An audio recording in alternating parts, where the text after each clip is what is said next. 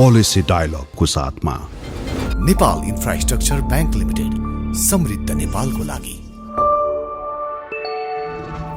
छिटो भनेकै world link. नेपालमा सर्वाधिक डाउनलोड गरिएको हाम्रो पात्रो एप तपाईका लागि सधैँ सजिलो, सबै सजिलो, किनकि यसमा सबै छ। www.nepalwatch.com।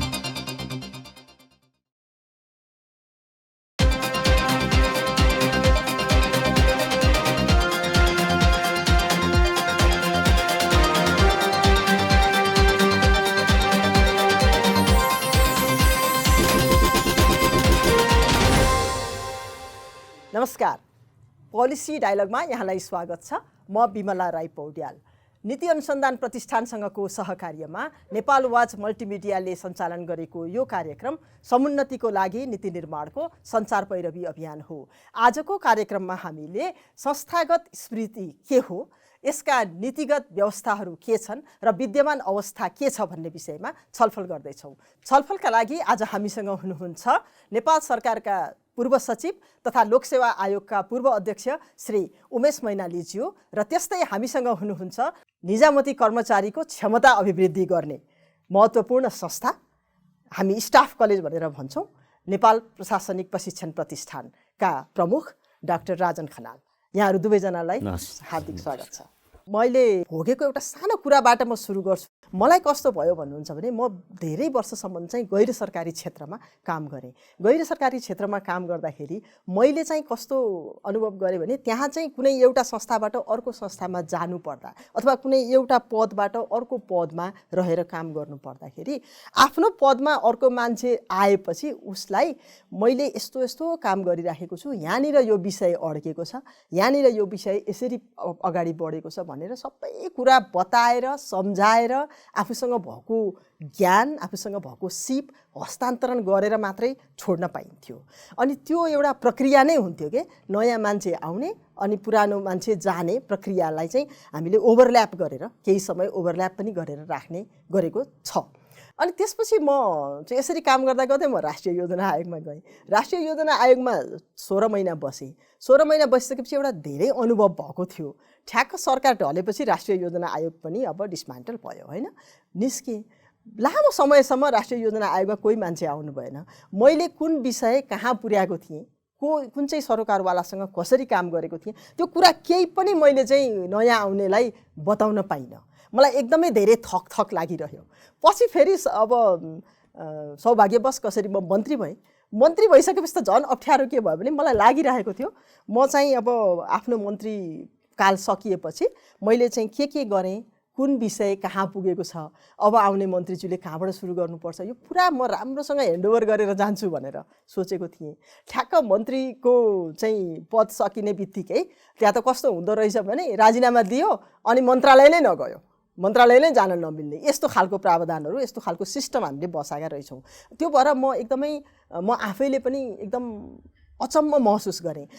उमेश मैनाली सर, हजुरले चाहिँ अब यो प्रशासनिक सेवामा लामो समय काम गर्नुभएको भएर हजुरको अनुभव कस्तो छ? हामीले पहिलाको व्यवस्था कस्तो थियो र अहिले हामीले के छोड्यौँ, के थप्यौँ, यो संस्थागत स्मृतिको विषयमा यहाँको अनुभव बताइदिनुहोस् न। धन्यवाद। पहिलो त संस्थागत स्मृति को कति अर्थ हुन्छ, कति महत्त्व हुन्छ। कहिलेकाहीँ त यसले हामी विदेशी राष्ट्रहरूसँग वार्ता गर्दा वा त्यहाँ बार्गेन गर्दा वा आफ्ना कुराहरू राख्न समेत पनि अप्ठ्यारो परेको अवस्थाहरू राजनीतिक नेतृत्व र प्रशासनिक नेतृत्वले भोगेकै हो, त्यो पनि पछिल्लो अवधिमा। मेरो आफ्नो अनुभवमा के लाग्छ भने मैले पञ्चायतको बेलादेखि पञ्चायत सिस्टममा म 34 सालमा सानो पदबाट प्रवेश गरेँ र त्यसपछि मैले 77 सालमा गएर मात्रै म लोकसेवा आयोगको अध्यक्षबाट रिटायर भएँ। भन्दाखेरि मैले 3वटा राजनीतिक प्रणाली, एउटा राणाकालको त देख्न पाइएन, सुनियो मात्रै, पञ्चायतको बेलाको अभिलेख प्रणाली र त्यो बेलाका संस्थागत स्मृतिहरू र त्यसपछि हाम्रो 47 सालपछिको परिवर्तन बहुदलीय व्यवस्था जुन संवैधानिक राजतन्त्रको एउटा रिजिम र त्यसपछि अहिलेको लोकतान्त्रिक गणतन्त्र, यो तीनैवटाको अनुभव छ धेरथोर। पञ्चायतको बेला कस्तो थियो त भने सामान्यतः अभिलेख प्रणाली अहिलेको जस्तो हाम्रो आइटीमा गइसकेको अवस्था थिएन र सम्पूर्ण अभिलेखहरू फाइलमा लिपिबद्ध हुन्थे, कागजपत्रहरू चाहिँ कागजपत्रहरूमा लिपिबद्ध हुन्थे र ती फाइलमा रेकर्ड यति व्यवस्थित थियो कि त्यो व्यक्ति कुनै व्यक्ति सर्दा उसले त्यो सर्टिफिकेटै लिनुपर्थ्यो, सर्टिफिकेटै लिनुपर्थ्यो, बस बुझारत प्रमाणपत्र भन्थ्यो। अझ पहिलेका हाम्रा पुराना हाकिमहरू भन्नुहुन्थ्यो, उहाँहरू राणाकालदेखि आउनुभएको थियो, उहाँहरू त के भन्नुहुन्थ्यो भने बर बुझारत र बही बुझारत भन्ने हुन्थ्यो। त्यो बही बुझारत भनेको हिसाब किताबका फाइल बुझाउने, बर बुझारत भने अरू कागज बुझाउने। त्यो बेलामा कुमारी तोकले त्यो एउटा मात्रै कागज भेटेन भने त्यसलाई गोर्खे लौरी कसनी भन्थ्यो। यहाँ एउटा घरालो हाल्ने, तलबाट एउटा घरालो हाल्ने, उठ्नु पनि नहुने बस्नु नहुने बाँधेर लिएर आउँथ्यो र थुन्थ्यो। त्यो राणा शासन पाला। त्यसैले एउटा उखान चल्यो, ऊ मरेपछि चाहिँ बही बुझाएछ नि भने, किनभने उसलाई मरेर जलाएर खरानी उडाएपछि मात्रै कुमारी चोक फर्किने। त्यसो भएको हुनाले एउटा उखान के हो भने कोही कर्मचारी मऱ्यो भने बही बुझाएछ गएछ। त्यस्तो कडा सिस्टम त पञ्चायतमा पनि थिएन। तर पञ्चायतमा के थियो भने त्यो तलब दिइँदैन थियो, भरबुझारत प्रमाणपत्र पेश नगरी रमाना हुँदैन थियो। इनकेस कसैले रमाना भयो भने रमाना साथमा भरबुझारत प्रमाणपत्र दिनुपर्थ्यो। हाम्रो अहिले छैन हजुर त्यो नीतिगत व्यवस्था? नीतिगत व्यवस्था छ, म आउँदैछु। नीतिगत व्यवस्था चाहिँ अहिले पनि छ। अनि त्यसो भएको हुनाले त्यो बेलामा केही व्यवस्थित थियो, तैपनि त्यसमा त्यो बेलामा पनि केही कुराहरू हुन्थे, जस्तो भनौँ गोप्य कुराहरू, गोपनीय कुराहरू पञ्चायतको बेलामा बढी राखिन्थ्यो। ट्रान्सप्यारेन्सी थिएन, किनभने लोकतन्त्रै थिएन। त्यसो भएको हुनाले कर्मचारी कसलाई राम्रो भनिन्थ्यो भने जो गोप्य छ। हाकिमले के भन्यो भने फलानु चाहिँ राम्रो हुनुहुन्छ, किनभने उहाँ एउटा कुरो बाहिर जाँदैन, बडो गोप्य, तर रेकर्ड चाहिँ थियो। तर त्यो कुरो चाहिँ बाहिर चाहिँ दिँदैन थियो, गोपनीयता चाहिँ गोपनीयता कडा थियो, तर रेकर्ड थियो। अनि यस्तो अवस्था थियो। र एउटा गजबको घटना, पछि त्यो बानी लागेका कर्मचारीहरू जब 47 साल पछि आयो, 47 साल पछि एउटा भद्रगोलको स्थिति आयो। त्यो बेला म बेला भन्छु, म आफै पनि परिवर्तनको पक्षपाती भएर लागे आऊ त्यो बेलामा। तर त्यो बेलाका सुप्रिम कमान्डर गणेशमानजीले एउटा गल्ती गर्नुभयो। त्यो ठुलो नेताहरूले गर्नु हुँदैन, अहिलेको नेताहरूले त धेरै गल्ती गर्नुभएको छ। उहाँले के भनिदिनु भयो भने तपाईँहरू आन्दोलनमा आउनुहोस्, तपाईँहरूको केही भयो भने हामी हेरिन्छौँ भनिसकेपछि सम्पूर्ण कर्मचारी, तपाईँहरू भनेपछि कर्मचारीलाई आन्दोलनमा आउनुहोस्, उहाँको आह्वान भयो। यो पञ्चायतलाई खुट्टा टेकाउनु पर्यो, तपाईँहरू नआई यो चाँडो गएन भनिसकेपछि बाबर महलको टेनिस कोर्टको शपथ भन्छौँ हामी अहिले मैले बोलचालमा कहीँ इन्टरभ्यू दिँदाखेरि। त्यसरी फ्रेन्च क्रान्तिमा टेनिस कोर्टको शपथ लिनुभएको थियो सांसदहरूले, स्टेट एसेम्ब्ली बाहिर राजाले लक गरिदिएपछि, संसद भवन लक गरिदिएपछि। भनेपछि हाम्रो चाहिँ कर्मचारीहरू बाबर महलको त्यो महालेखा परीक्षकको बिल्डिङ अगाडि एउटा टेनिस खेल्ने उ थियो भवन विभाग, त्यहाँ जम्मा भएर एउटा शपथ खायो, अब हामी लड्ने। अनि त्यसपछि परिवर्तन त भयो, राजनीति घुस्यो। मैले छोटकरीमा भने राजनीति घुसिएको मात्रै होइन, त्यसपछि पूर्ण त कर्मचारीहरू छाडा हुनु, राजनीतिक संरक्षण तुरुन्तै नै उहाँहरूको राजनीतिको दलहरूसँग नजिक हुन थाल्नुभयो, कोही कुन दलसँग र त्यसपछि यी सबै कानुनहरू भायोलेट गर्ने, कानुन नमान्ने, अनुशासनमा नबस्ने क्रम बढ्यो। तर निजामती सेवा ऐनमा त्यसपछि गरिएका 49 सालमा आएको निजामती सेवा ऐन, त्यसपछि अहिलेसम्म भएका संशोधनहरू हेर्ने हो भने पनि निजामती सेवा ऐनमा स्पष्ट लेखिएको छ। के भनेर लेखिएको छ त भने बरबुजारत गर्ने कागजात र नगदी दुईटै कुरो लेखिएको छ। र अनि प्रतिवेदन बुझाउनु पर्ने भने हाम्रो हालवालाले साबिकवालालाई चाहिँ नि ती वस्तुस्थिति त्यहाँको के छ, आफूले लागेको कुराहरू प्रतिवेदन बुझाउनु पर्ने, त्यो इन्स्टिट्युसन मेमोरीको लागि। र त्यो चाँडो हिँडिहाल्नु पऱ्यो भने सिनियर कर्मचारीलाई बुझाएर जाने निमित्तलाई र उसले आउनेलाई दिने, यी व्यवस्थाहरू छ। तर यी कानुनमा लेखेर त भएन नि, कार्यान्वयन भएको हुनु पऱ्यो नि। अहिले सामान्यतः म आफै बस्दाखेरिको अनुभव भन्छु, आफैले भोगेको अनुभव भन्छु, ती चिजहरू भएनन्। बरबुरास नगरी हतार हिँड्ने नि, कुनै राम्रो ठाउँमा सर गरेर कुद्ने, बरबुरासै नगर्ने, यी भए बरबुरास अब केमा गएर सीमित भयो त भने हिसाब किताबमा, एकाउन्टमा त बुझाउनै पऱ्यो, चेक बुझाउनु पऱ्यो, क्यास बुझाउनु, अरूमा सिद्धियो, एडमिनिस्ट्रेटिभमा सिद्धियो। त्यसमा अनि दुईवटा घटना, कस्तो घटनाहरू घट्यो त भने एउटा घटना यो अहिले भर्खर व्यवस्थित गरिरहेछ, काठमाडौँको ढलको नक्सा एकजनालाई मात्रै थाहा हो, ठुलो मर्मत गर्नु पनि छैन। यस्तो दुईवटा घटना। अर्को घटना गृह मन्त्रालयमा, म नै गृहमा पुगेपछि यो घटना, त्यहाँ एकजना उपसचिव हुनुहुन्थ्यो, पछि सहसचिवबाट रिटायर हुनु, उहाँले त्यहाँको आन्तरिक प्रशासन हेर्नु, उहाँलाई कस्तो अनुभव थियो त भने दरबारमा के चाहिन्छ, नौमती बाजा भने के हो, त्यो कहाँ पाइन्छ, यस्तो पूजा गर्ने बेला के सामान चाहिन्छ, टपरीको जोड चाहिँ, बोकाको जोड चाहिँ, ती सबै अरू कसैलाई पनि थाहा थिएन। उहाँले भन्नु भएन, किनभने त्यो सिकाएपछि उहाँ आफ्नो महत्त्व भएन नि। त्यस कारण दरबारले कसलाई खोज्ने हो, फलानु, त्यसलाई हामी दरबारको प्यारो सधैँ भइरहेको। त्यसैले हामी त्यसलाई के भन्छौँ, साइलो मेन्टालिटी भन्छौँ, एकलकाते। भनेपछि मोटिभै पनि नदिने, सकेसम्म पावर, इन्फर्मेसन इज पावर भन्छ। साइलो मेन्टालिटी, मैले जानेको कुरा नदिने, मेरो महत्त्वै भएन नि मैले दिने। हुन्छ, एकदमै महत्त्वपूर्ण अनुभव यहाँले सेयर गर्नुभयो। अहिले म फेरि फिर्ता आउँछु यहाँसँग है। अब म डाक्टर राजन सरसँग आउँछु। राजन सरले पनि सरकारी कर्मचारीको रूपमा, निजामती कर्मचारीको रूपमा पनि धेरै काम गर्नुभयो होइन। त्यसपछि चाहिँ रिटायर भएर अहिले एकदमै महत्त्वपूर्ण कर्मचारीलाई नै कसरी काम गर्ने भनेर सक्षम बनाउने खालको संस्थामा यहाँ चाहिँ अहिले प्रशिक्षण प्रतिष्ठानको हेडको रूपमा काम गर्नुभएको छ। यहाँको यो संस्थागत स्मृति सम्बन्धी यहाँको अनुभव कस्तो रह्यो आफ्नो कार्यकालमा, र त्यहाँ भएका अप्ठ्याराहरूलाई अहिले कर्मचारीहरूलाई जसरी हजुरले तालिम दिइराख्नु भएको छ, त्यो तालिम दिँदाखेरि त्यो अप्ठ्याराहरूलाई परिपूर्ति गर्ने काम चाहिँ गरेका छौँ कि छैनौँ, कसरी गरिराखेका छौँ, अलिकति अनुभव बताइदिनुहोस् न। दुईटा हिसाबले म यसलाई आफ्नो कुराहरू राख्छु। एउटा भनेको चाहिँ काम गर्दाखेरिको अनुभव। म जहाँ जहाँ काम गरेँ, कुनै समय आन्तरिक राजस्व विभागमा महानिरीक्षक भएर गएँ। त्यहाँ के देखियो भने अदालतमा धेरै करदाताले मुद्दा हाल्ने, किनभने अब ट्याक्स बढी लगाइदियो त्यस कारण म मुद्दा जान्छु भन्यो। अदालतले फैसला गरिदिने, फैसला करदाताको पक्षमा फैसला हो भने करदाताले त्यो फाइल तुरुन्तै लिएर आएर मेरो हिसाब मिलान गर्नु पर्यो भनिदिने। सरकारको पक्षमा फैसला हो भने त्यो फाइल आउँदैन आउने भनेपछि त सरकार त ठगेर बसिरहने भयो सधैँ। त्यसपछि मैले सर्वोच्च अदालतसँग समन्वय गरेर के गरेँ भने ती कति त्यस्ता हाम्रो पक्षमा भएका फाइल छ त, सरकारले जितेको फाइलहरू, त्यो सबै फाइलहरू ल्याएर चाहिँ त्यसको चाहिँ अभिलेख राखियो। र अहिले पनि यहाँहरू कहीँ जानुहुन्छ भने आन्तरिक राजस्व कार्यालयमा तपाईँ प्यान नम्बर लिएर जानुभयो भने तपाईँको फाइल कहिलेदेखिको कहिले तिर्नु हो तिर्नु भएन सबै चाहिँ देखिन्छ, एक्ज्याक्ट देखिन्छ।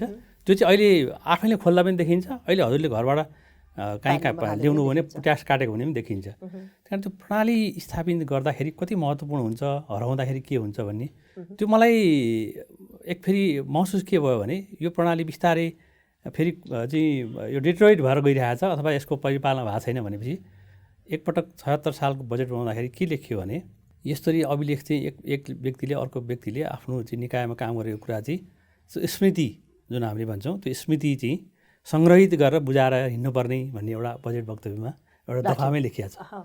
त्यो मलाई स्मरण छ। त्यो भएको भनेको अहिले आज यो कार्यक्रम भएको छ नि, यसको सार्थकता त्यो 76 सालमा पनि हामीले परिकल्पना गरेका थियौँ कि यो छोडिँदै गयो। अहिले उमेश सरले भन्नुभयो वास्तवमा किन छोडिँदै गयो भन्ने विषयमा।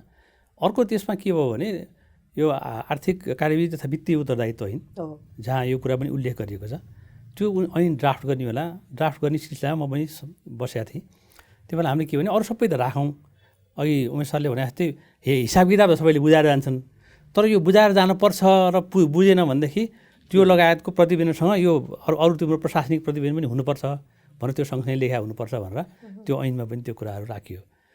एउटा कुरो के हो भने वास्तवमा यो निजामती प्रशासन भनेकै अब हामी भन्छौँ वेबरियन ब्युरोक्रेसी भन्छौँ। म्याक्स वेबरले यसको परिकल्पना गर्दा पनि यो भनेको यस्तो संस्थागत स्मृति हुन्छ, यसले अभिलेख राख्छ, यसले कागजातको संरक्षण गर्छ, यसले फाइललाई बाँधेर राख्छ, त्यस कारण यसलाई रेटिभिजम भनेको हो। किन त्यो अभिलेख हो, त्यो त्यहाँदेखि हामीले लिने हो भने पनि वास्तवमा यो अभिलेखको महत्त्व के छ मुलुकको लागि भन्ने चाहिँ यहाँ देखिन्छ। यदि त्यस्तो भएन भने 2-3वटा घटना चाहिँ अलिकति अप्ठ्यारो पर्ने जस्तो देखिन्छ। एउटा द्विपक्षीय बहुपक्षीय वार्ताको लागि जहाँ हाम्रा डकुमेन्टहरू भएनन्, द्विपक्षीय वार्ता पनि हामी अप्ठ्यारोमा पर्छौँ। अर्को महत्त्वपूर्ण अदालतमा कुनै केसहरू पऱ्यो, मुद्दाहरू पऱ्यो भने त्यो प्रमाण हामीले चाहिँ त्यसको उपलब्ध गराउन सकेन भने प्रमाण उपलब्ध नगराएकै कारणले मुलुकलाई ठुलो नोक्सानी पर्ने खतरा हुन्छ। यस कारण यो प्रमाण चाहिँ यति महत्त्वपूर्ण छ भने एउटा पार्ट भने नेगोसिएसन धेरै हुन्छ, नेगोसिएसनमा अझ धेरै हुन्छ। नेगोसिएसनको मलाई घटना याद छ, नेपाल र भारतको द्विपक्षीय यो खास अनअथराइज व्यापार भन्छौँ नि, अनधिकृत व्यापारको विषयमा वार्ता हुँदाखेरि उहाँहरूले तिम्रो बोर्डरबाट के गएको छ भनेर उहाँहरू लिस्ट दिनुहुन्छ। हाम्रो यस्तापट्टिको साथीहरूलाई, कस्टमको लागि अथवा ट्रेडका लागि, वाणिज्यका साथीहरूलाई सोध्दा हाम्रो कति इम्पोर्ट भएको छ, कति गएको छ भन्नुहुन्छ भने हाम्रो आजकल वार्ता गर्न सबै तयार हुनु भएको छ, तर हामीसँग अभिलेख छैन। कारण त्यो अभिलेख भन्ने कुरा चाहिँ यो कारणले महत्त्वपूर्ण छ। अहिले संयोगवश म चाहिँ स्टाफ कलेजमा छु। यो लर्निङ मैले जहाँ सिकेको छु त्यो दुईवटा हिसाबले मैले आफूले सिकेको कुरा त म भन्छु नि, त्योभन्दा बाहेक जो यो विषयमा बोल्नुहुन्छ भन्नुहुन्छ यसको अनुभूति छ, स्मृति छ। जस्तो अहिले उमेश सरलाई नै हामी पटक पटक बोलाउँछौँ, उहाँहरू जस्तो विज्ञ व्यक्तिहरूलाई बोलाएर हामी त्यहाँ स्टोरी टेलिङ गर्छौँ। त्यहाँ आफ्ना पुराना कथाहरू भन्नुहोस्, तपाईँलाई 1-2 घन्टा बोलाउँछौँ र मजाले कुराहरू भन्नुहोस्। तर त्यो त सेयरिङ भयो। यहाँहरूले बाध्यात्मक रूपमा, किनभने कतिपय अवस्थामा त हामीले नजानेर होइन कि नगरेर, अघि उमेश सरले भनिसक्नु भएको छ, नजानेर होइन, यो स्मृति चाहिन्छ भन्ने कुरा हामीलाई थाहा छ, तर नगर्दाखेरि पनि कसैले सजाय गर्दैन भने म किन चाहिँ 10वटा पाना लेखेर जाउँ होइन, अथवा चाहिँ कतिपय कुराहरू त सूचना मेरो पावर हो, शक्ति हो भनेर हामी त आफैसँग लिएर जान्छौँ। कतिपय ठाउँमा त हामीले सुनेका पनि छौँ महत्त्वपूर्ण डकुमेन्टहरू कर्मचारीहरूले आफ्नै घर लिएर जाने खालको, महत्त्वपूर्ण चिठी पत्रहरू आफ्नै घर लिएर जाने खालको अवस्थाहरू पनि छ। भनेपछि यसलाई सिस्टममै कसरी राख्न सक्छौँ हामी? यो नीतिगत अवस्थामै हामीले अहिले अब हजुरहरूले स्टोरी टेलिङबाट पढाइ त राख्नु भएको छ, तर त्यो गर्नै पर्ने बाध्यात्मक बनाउनको लागि हामीले के गर्न सक्छौँ? दुईवटा कुरा हुन्छन्। अहिले म जुन संस्थामा छु त्यो बाध्यात्मक भन्दा नि एउटा सहजीकरण गर्ने र क्षमता अभिवृद्धि गर्ने ठाउँ। किनभने क्षमता अभिवृद्धि गर्दाखेरि इन केस त्यस्तो परेनछ भने के दुःख पाइन्छ भनेर उहाँलाई सुनाउने एउटा भोलि तपाईँहरूलाई रियलाइजेसन। हामी के भन्छौँ भने पहिला तिमीले भन, त्यसपछि उनलाई गर्न लाऊ र त्यसबाट आफ्नो जीवनमा रिफ्लेक्ट गरेर भन्छौँ, त्यसलाई प्रयोग गरेर भन्छौँ। त्यो हिसाबले उहाँहरूलाई हामी यो भएन भने के अवस्था आउँछ भनेर एउटा त्यो भन्छौँ। अर्को महत्त्वपूर्ण कुरा चाहिँ हामी उहाँलाई त्यो कुरा पनि त्यहाँ सिकाउँछौँ। जस्तो उहाँले बसुन्जेल उहाँले कसरी आफ्ना कुराहरू राख्ने, कसरी रेकर्ड राख्ने, त्यसको माइन्ड कसरी गर्ने, टिप्पणी कसरी उठाउने, माइन्ड कहिलेसम्म संरक्षण गर्न सक्ने। जस्तो अहिले पनि सरकारी कागजात धुल्याउने छ भने ऐन छ, त्यसले के भन्छ भने कुन कागजात कहिलेसम्म अभिलेख राख्ने भन्छ। त्यसले त्यो इयर डिफाइन गर्छ, वर्ष डिफाइन गर्छ। तिमीले चाहिँ तुरुन्तै नष्ट गर्न अभिलेखीकरणको कुरा आयो। मैले चाहिँ ठ्याक्कै भन्न खोजेको चाहिँ कोही मान्छेले काम गरिराखेको छ, सरुवा भयो, बाहिर जाँदै हुनुहुन्छ, औपचारिक अनौपचारिक दुईटै खालका अनुभवहरू हुन्छन् त्यहाँ होइन। कतिपय कुराहरू त अनौपचारिक रूपमा पनि सेयर गर्नुपर्ने हुन्छ। त्यो एउटा जाने एउटा आउने कर्मचारीहरू, एउटा जाने एउटा आउने, त्यो बिचमा संवाद हुनपर्छ, एकअर्कामा चाहिँ बुझबुझारत हुनुपर्छ, कागजमा मात्रै होइन के, औपचारिक अनौपचारिक रूपमा। मतलब त्यो सिस्टम हामीसँग छ कि छैन? पक्कै छ। त्यसमा के छ भने अहिले पनि उमेश सरले भनिसक्नुभयो, हामीसँग कानुन पर्याप्त नभएको भने सुशासन ऐन पल्टाउँदा पनि छ, निजामती ऐन पल्टाउँदा पनि छ, वित्तीय उत्तरदायित्व आउनु छ। एउटा चाहिँ मैले के खतरा देख्छु भने अहिले पछिल्लो चरण यो अभिलेख राख्न सजिलो पनि भएको छ। हामी छैन मात्रै नभनौँ, सजिलो पनि भएको छ। सजिलो के भएको छ भने अहिले कुनै पनि अभिलेखलाई हामी आर्काइभको रूपमा राख्नलाई हामी डिजिटाइज गर्न सक्छौँ। त्यो डिजिटाइज प्रविधिबाट तत्काल गर्न सक्छौँ। अहिले धेरै रेकर्डहरू हामी डिजिटाइज हेर्न पनि सक्छौँ।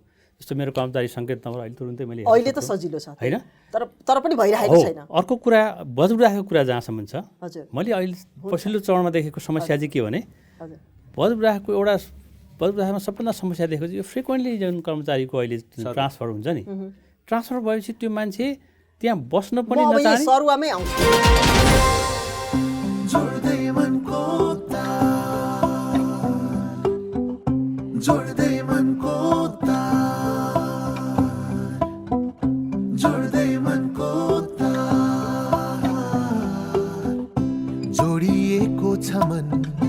मानसँग हौसला छ यति तरङ्ग, बढ्दैछौँ अघि लाग्दै लामो। 27 वर्षदेखि इन्टरनेटको स्पिडमा मात्र होइन, प्रविधि सुविधा सृजनशीलतामा पनि सधैँ छिटो। वर्ल्ड लिङ्क, मनसँग जोडिएको तार, तपाईँलाई पनि व्यक्त गर्दछ आभार। छिटो भनेकै world link. Nepal infrastructure bank limited, समृद्ध नेपालको लागि। नेपालमा सर्वाधिक डाउनलोड गरिएको हाम्रो पात्रो एप तपाईका लागि सधैँ सजिलो, सबै सजिलो, किनकि यसमा सबै छ। उमेश सरसँग सोध्न चाहन्छु, मैले अघि आफ्नै उदाहरणबाट पनि भनेको थिएँ, सरुवा बडुवा एउटा ठाउँबाट अर्को ठाउँमा जानु स्वाभाविक हो, तर हाम्रोमा चाहिँ अलिक चाँडो नै सरुवा हुन्छ कि जस्तो चाहिँ महसुस हुन्छ। र कतिपय सेवाग्राहीहरूले कस्तो कम्प्लेन गर्नुहुन्छ भनेदेखि एउटा फाइल लिएर गयो, त्यो फाइलले एउटा प्रोग्रेस पाउँदै गरेको हुन्छ, सचिव अथवा सहसचिव जसले त्यो फाइल हेरिराख्नु भएको छ उहाँ सरुवा भएर अर्को ठाउँमा जानुहुन्छ, नयाँ आउनेलाई फेरि जिरोदेखि ब्रिफ गर्नुपर्छ, किनभने हामीसँग संस्थागत स्मृति छैन। नभइसकेपछि उहाँले त्यो ओनरसिप पनि लिनुहुन्न। फेरि कतिपय अवस्थामा नयाँ आउनेहरूले पुरानोले गरेको कामको ओनरसिप नलिने खालको अवस्था छ। भनेपछि यो 2-2 वर्षमा 2-2 वर्षमा सरुवा हुने र हामीलाई 2-2 वर्षमा सरुवा गर्नै पर्ने बाध्यता के हो त्यो एउटा, र त्यसपछि चाहिँ 2 वर्षभन्दा छिटो पनि सरुवा भइरहेका छन्। सबभन्दा मार्मिक प्रश्न नै यही हो र बिग्रेको पनि यसैले हो। एकजना सचिव हुनुहुन्थ्यो मभन्दा सिनियर, उहाँको 5 वर्षमा 13 ठाउँ सरुवा भएछ, झन्डै वर्षको 3 पटक। 5 वर्षमा 13 पटक। मलाई कसैले उछिन्दैन भन्नुहुन्थ्यो। त्यसले सेवाग्राहीलाई असर, सेवाग्राही मात्रै होइन, त्यो त मन्त्रालयको सम्पूर्ण मेमोरी नै जान्छ नि। उसले एउटा तयारी गरेर आउँछ, एउटा किसिमको प्लान बनाएर आउँछ, अर्को होइन अचानक सरुवा आउँछ, तुरुन्तै चाहिँ नि पोलिटिकल डिसिजन हुन्छ, उसलाई सरुवा गर्ने, ऊ त्यहाँ बस्ने इच्छा, उसलाई फ्रस्ट्रेसन हुन्छ, ऊ हिँडिहाल्छ। अर्को आउँछ, अर्कोलाई कुनै पनि ब्रिफिङ छैन। पहिलेको साबिकवालाले किन यस्तो भएको त भन्दाखेरि यसमा चाहिँ दोष पोलिसी मेकरहरूको छ। अहिलेको हाम्रो निजामती सेवा ऐनमा यस्तो एउटा प्रावधान राजनीतिक नेतृत्वले राखिदिनु भयो। म त ल मेकरहरूलाई भन्छु, नजिक पनि ल मेकर भए हुनाले त्यो कस्तो अप्ठ्यारो छ भन्नु, सहसचिव र सचिव विभागीय प्रमुखहरूलाई चाहिँ कुनै अवधि नलाग्ने, जहिले पनि सरुवा गर्न पाउने प्रावधान छ। जहिले पनि सरुवा गर्न पाउने भनेपछि यो नीतिगत व्यवस्थाले कसरी सेवाग्राहीहरूलाई असर पारेको छ, एकछिन हामी चाहिँ सेवाग्राहीले के भन्छन् भन्ने हेरौँ है त। पोलिसी ड्राफ्टको कमिटी बनाइयो, स्टार्टअप कमिटी म पनि थिएँ, बनाइयो होइन। अनि एउटा चेन्ज, मन्त्रालय चेन्ज हुने, के अरे मन्त्री चेन्ज हुने बित्तिकै त्यो कहाँ पुग्यो थाहा छैन। नवीन जोशीको पालिमा सुरु भएको थियो त्यो कमिटी, त्यहाँ सुरु गरियो। त्यसपछि आयो फेरि अर्को 1 वर्ष फेरि एउटा बज निक्ल्यो होइन, च्यालेन्ज फन्डका कुरा आयो। नेसनल प्लानिङ कमिसनबाट मलाई पनि मिटिङमा कल भयो होइन, गयौँ, च्यालेन्ज फन्डका कुरा आयो। स्टार्टअप डेफिनेसन छैन भने बल्ल 1-2 जना मान्छे आउनुहुन्छ, बुझे खालको मान्छे आउनुहुन्छ, फेरि उहाँको सरुवा हुन्छ होइन हजुरको। बुझ्दै त्यहाँ पोलिसी पिपल होइन, मलाई त एकदम त्यहाँदेखि इन्स्टिट्युसन पनि बिर्सिन थालिसक्यो क्या मैले त। अब त्यहाँ मन्त्रालयभित्र को बुझ्ने मान्छे छ त्यसमा मलाई इम्पोर्टेन्ट लाग्न थालिसक्यो क्या अब चाहिँ। एउटा मन्त्रीको लाइफ भनेको 9-10 महिनाभन्दा बढी छैन। अनि मन्त्री चेन्ज हुन साथ सचिवहरू पनि चेन्ज हुन्छन्, होल ब्युरोक्रेसी चेन्ज हुन्छन्। एकजनाले कन्भिन्स गर्यो अर्को आउने बेला भइसकेका हुन्छन्। त्यसैले उहाँ आएर हामीले बुझेर पनि फाइदा छैन। फेरि हामी कहाँ इन्स्टिट्युसनल मेमोरीको व्यवस्था छैन। त्यहाँ गएर कसैले एउटा के भएको छ आएर जसलाई भन्यो व्यक्तिसँग मात्रै रहन्छ त्यो कुरा। सचिवजीलाई भएन हामी बुझाउँछौँ, अनि उहाँ गइसकेपछि अर्को आउनुहुन्छ, अनि फेरि जिरोबाट स्टार्ट गर्नुपर्ने हुन्छ। त्यसैले अब त हामी त्यहाँ जान पनि छोडिदियौँ, जे हुन्छ देखा जाएगा। यो कमजोर संस्थागत स्मृति र कर्मचारी सरुवाले ल्याएको विकृतिले कसरी असर पारेको छ सेवाग्राहीहरूलाई भन्ने खालको विषयमा हाम्रै यहीँको पोलिसी डायलगकै एउटा अंश हो हामीले अहिले हेरेको। यसरी चाहिँ कति धेरै क्षेत्रमा प्रभाव पारिरहेको छ, आर्थिक वृद्धिमादेखि लिएर होइन, सामाजिक संरक्षणका कुराहरूमा थुप्रै प्रभावहरू पारेको छ। हजुर यति लामो समयसम्म कर्मचारी उसमा बस्नुभयो, यो हजुरलाई थाहा नभएको पनि होइन। हामीले परिवर्तन के गर्यौँ यसलाई यस्तो विकृति रोक्नको लागि हामीले के गर्यौँ? मैले एउटा भने पहिलो त पोलिसी मेकरहरूले गल्ती गर्नुभयो ऐनमा। सहसचिव, विभागीय प्रमुखभन्दा माथिका पदहरू एनी टाइम चेन्ज गर्न सक्ने उहाँहरूले किन राख्नुभयो मलाई थाहा छैन। यो गर्ने राख्ने नहुने कुरा हो। कोही व्यक्तिले खराब सम्म चाहिँ 2 वर्ष हो यस बस्न पाउनु भयो, त्योभन्दा माथिको चाहिँ कुनै राखेन। त्यो चाहिँ हामीले कुन कानुन हो त्यो? निजामती सेवा ऐन र नियमावली, यसमा चाहिँ स्पष्टै उल्लेख भएको त्यहाँ संशोधन गर्न, त्यहाँ सँगसँगै पहिलो कुरो। दोस्रो कुरो चाहिँ व्यवहारजन्य एउटा व्यक्तिको साइकोलोजीको कुरो। मैले अघि भने साइलो मेन्टालिटी, जुन म सेयर गर्न चाहन्न मैले जानेको कुरो, मैले त आफ्नो असिस्टेन्टलाई भन्नु पऱ्यो नि। साइलो मेन्टालिटी, म जान्ने आफै जान्ने, अरूलाई नसिकाउने। दोस्रो, तेस्रो त यो बार सरुवा। अब यी सबै चिज हुँदाहुँदै अर्को गलत नियत, एकचोटिको घटना मात्रै सुनाउँछु मैले। अख्तियारमा उहाँ नि बस्नुभयो, अख्तियारले सिडिओ अफिसमा नागरिकताको उजुरी पऱ्यो, नक्कली नागरिकता दिएछन् भनेर छानबिन गर्दाखेरिमा त्यो ढड्डै च्यातेर उडाइदिएछ। छैन त्यो छानबिन हुन्छ भने केही पनि छैन। अब कहाँबाट छानबिन गर्ने? अनि त्यो संरक्षण गर्ने व्यक्तिले केही सजाय पाउँदैन? होइन, थाहा नै भएन उसलाई। हो, उसले चाहिँ अब निगरानी पुगेन होला, तर त्यहाँ कुनै सिडिओलाई थाहा छैन। त्यो तल शाखामा जसले बदमासी गरेको थियो, जसले गलत काम गरेको थियो, उसले त्यो उडाएर हिँड्ने बेला। अर्को घटना फेरि मुख्य सचिव र म एकचोटि पोखरामा गयौँ। म गृह सचिव थिएँ, मुख्य सचिवले जाउँ न भन्नुभयो र जाँदाखेरिमा एउटा भद्रगोल भएको अफिस हेरौँ न भनेर यातायात कार्यालयमा के देखियो त भने एक्सेस छ नि त्यो अभिलेख, त्यो सबै दलालहरूलाई, कर्मचारीलाई होइन। त्यो दलालले नै त्यो ढड्डा बोक्ने हिँड्ने। कसरी सुधार गर्नु पर्यो नि सर? कसरी पर्यो? अब त्यो सुधार, यही चिज चाहिँ सुधार भन्छौँ हामी, सुधार कन्टिन्युएसन पाउँदैनौँ। सबभन्दा दुःखको कुरो नै त्यही हो। यी राम्रा कुराहरू आछन्। अब चाहिँ हामी यी चाहिँ ब्रोकरहरूलाई चाहिँ नि निषेध गर्ने, यहाँ गर्ने वहाँ गर्ने, त्यसपछि चाहिँ आचार संहितामा बाँध्ने, अब ऐनमै छ त्यो एउटा प्रतिवेदन बुझाएर जाने, तर यी कुनै चिज पनि पालना हुन छोड्यो। हामी चाहिँ पूर्णत ब्युरोक्रेसी डिसिप्लिन हुन छोड्यो, गैर जिम्मेवार हुँदै गयो। हामी पोलिटिसियनलाई भन्छौँ नि, पोलिटिसियनलाई मात्रै भन्ने होइन, आफूले गरेका गल्ती भन्नु परेन होइन। त्यस कारणले गर्दा के भने यो भद्रगोल गराउनेमा के त्यो पोलिटिसियनले आएर अभिलेख राखिदिने हो र? कर्मचारीले आफै पनि कर्मचारी जिम्मेवार भएनन्, आफ्नो भएनन्। पोलिटिसियनहरूले बार गरिदिए, त्यो उहाँहरूको गल्ती हो, पोलिटिकल मास्टरहरूले, बोसहरूले। तर अभिलेख राख्ने काम त उहाँहरूको होइन नि। कर्मचारीले आफ्नो काम आफूले गरेनन्। अब म कर्मचारीतिर फर्केँ फेरि पनि। कर्मचारीको प्रशिक्षण गर्ने ठाउँमा हुनुहुन्छ तपाईँ। यस्तो कर्मचारीलाई जवाफदेही बनाउने खालको त्यो प्रणाली चाहिँ हामीले कसरी राख्न सक्छौँ? यो कर्मचारीलाई पहिलो कुरा त तालिमको प्रशिक्षणकै कुरा भयो, यसले कति घाटा पुग्छ भनेर हामी भन्छौँ होला पाठ्य पुस्तकमा। त्यो सँगसँगै नीतिगत रूपमै पनि, अब नीतिगतमा यो छ भनेर भन्नुभयो तपाईँले, तर कर्मचारीको सरुवा बढुवा गर्ने आधारहरूमा, यो कर्मचारीको मूल्याङ्कन गर्ने आधारहरूमा पनि त यस्ता खालका कुराहरू राख्न सकिन्छ। यसमा हामीले के गरिराखेका छौँ? दुईटा हिसाबले मैले कुरा गर्छु। एउटा हिसाब भनेको चाहिँ जस्तो तालिममा हामी के गर्छौँ भन्ने कुरा, जस्तो उनीहरूलाई क्षमता वृद्धिको लागि हामी के गर्छौँ, अभिलेख राख्दा के हुन्छ, नराख्दा कस्तो हुन्छ, कस्तो घटना दुर्घटना हुन्छ भनेर उहाँहरूलाई एउटा हामी कोर्समै त्यसलाई रियलाइज गराउँछौँ। उहाँहरूलाई त्यसको विषयमा कसरी राख्ने भन्ने पनि सिकाउँछौँ। र दोस्रो अर्को पाटो चाहिँ हामी अहिले सरले पनि भन्नुभयो कि हामी लास्टमा यो कामहरू चाहिँ हामी हाम्रो कार्यक्षेत्रमा गएर गर्छौँ भनेर हामी त्यहाँबाट कमिटमेन्ट पनि गराउँछौँ। कमिटमेन्ट भने अब त्यो एक किसिमको चाहिँ ओथ जस्तै हो होइन, त्यस्तै हामी गराउँछौँ उनीहरूलाई। हामी त्यहाँ गएपछि हाम्रो यो भ्यालु सिस्टममा हामी यो काम गर्छौँ भन्छौँ। तेस्रो अर्को महत्त्वपूर्ण कुरा गर्छौँ। त्यो अर्को महत्त्वपूर्ण कुरा भने चाहिँ अब अभिलेख राख्न त्यस्तो गाह्रो छैन है पहिला जस्तो।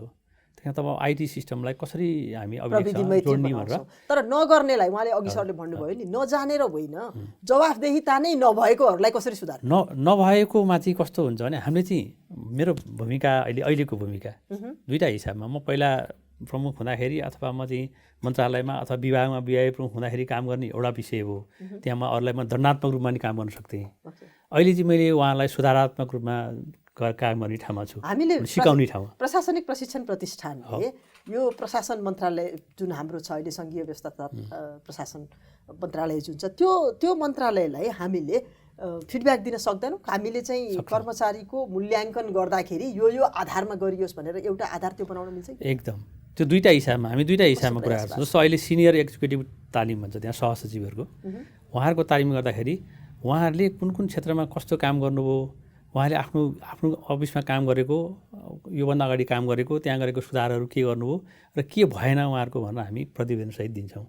हामी अहिले मुख्य सचिवलाई पनि दिन्छौँ। त्यसलाई मूल्याङ्कनको आधार उहाँहरूले पनि मूल्याङ्कनको आधार बनाइदिनु पऱ्यो भनेर। जस्तो एससिटिपीमा उहाँले कस्तो गर्नुभयो भने मुख्य सचिवलाई हामी रिपोर्ट नै दिन्छौँ। अनि सङ्घीय मामलामा पनि हामी त्यो रिपोर्ट दिन्छौँ कि यहाँ बस्ने प्रशिक्षार्थीहरूले कतिपयले आफ्नो आचरण उल्लङ्घन गर्नुभयो, मसँग कारवाही गर्ने अधिकार छैन, तपाईँहरूले गर्नुहोस् है भनेर पनि हामी दिन्छौँ। यहाँहरूले अब यो अहिले जसरी अहिले यहाँ एक्सप्लेन गर्नुभयो, सुधारात्मक उपाय पनि गर्दैछौँ र त्यो सँगसँगै चाहिँ प्रणालीमा चाहिँ हामीले जवाफदेही बनाउनको लागि लिखित रूपमै दिन्छौँ भनेर हामीले एकजना कर्मचारीसँगै कुरा गरेका छौँ। र उपसचिव हुनुहुन्छ कर्मचारी, उहाँले आफैले चाहिँ कानुनमा भएको कुरा पनि हामीले लागू गर्न सकेका छैनौँ भनेर भनिराख्नु भएको छ। हेरौँ त एकचोटि। अब आफ्नो शाखाका सम्पूर्ण इस्युहरूदेखि लिएर सबै चिज ह्यान्डओभर गर्नुपर्ने भनेर अलिकति त कानुनले पनि बोलेकै छ, निजामती सेवा नियमावलीले बोलेको छ। त्यस्तै गरी कर्मचारीको आचरण सम्बन्धी व्यवस्थामा पनि बर बुझारत गर्नुपर्ने भन्ने छ। तर यिनीहरूले अलिकति फोकस चाहिँ जस्तो बेरुजुलाई, त्यसपछि गएर कार्य सम्पादन सम्झौता अनि लेखाका अब डकुमेन्टहरूमा का कुराहरू, यस्ता कुरालाई चाहिँ अलिकति जोड दिएको देखियो। तर अब शाखामा त समग्र कुराहरू हुन्छ नि त, यो बाहेक अरू इम्पोर्टेन्ट इस्युजहरू पनि हुन्छ। जस्तो ट्रेडकै कुरा गर्ने हो, उद्योग वाणिज्य तथा आपूर्ति मन्त्रालयकै कुरा गर्ने हो भने त बाइलाटर ट्रेडका कुराहरू हुन्छन्। त्यसपछि WTOसँगकै नेगोसिएसनका कुराहरू, त्यहाँ विभिन्न विषयहरूमा नेगोसिएसनका कुराहरू हुन्छन्। सहसचिवहरूको अहिले सरुवा चाहिँ अलिक छिटो हुन्छ नि, उहाँहरूसँगबाट चाहिँ अलिकति संस्थागत मेमोरी चाहिँ अलिक उहाँहरू बिचमा चाहिँ सेयर नहुने जस्तो अवस्था चाहिँ अब अलिकति धेरै नभएको अवस्था चाहिँ देखिएको छ। सरुवा भएर गइसकेपछि 7 दिनभित्र प्रतिवेदन दिनुपर्ने भनेर त नियमले भनेको छ। तर त्यहाँ अब के प्रतिवेदन दिने भन्यो, अलिकति त्यहाँभित्रको कन्टेन्टहरू चाहिँ कमी छ। त्यो कन्टेन्टमा केही थपेर दिने हो भने एउटा मेकानिजम त्यो पनि हुनसक्छ। र दोस्रो चाहिँ म भन्छु अब कर्मचारी आफै पनि सिन्सियर हुनुपर्छ होला, जवाफदेही कोहीसँग हुनु पर्दैन। यो पालना नै अब कमै रूपमा भइरहेको छ, आउने र जाने बिचको सम्बन्ध कस्तो छ त्यसमा पनि भर परिरहेछ।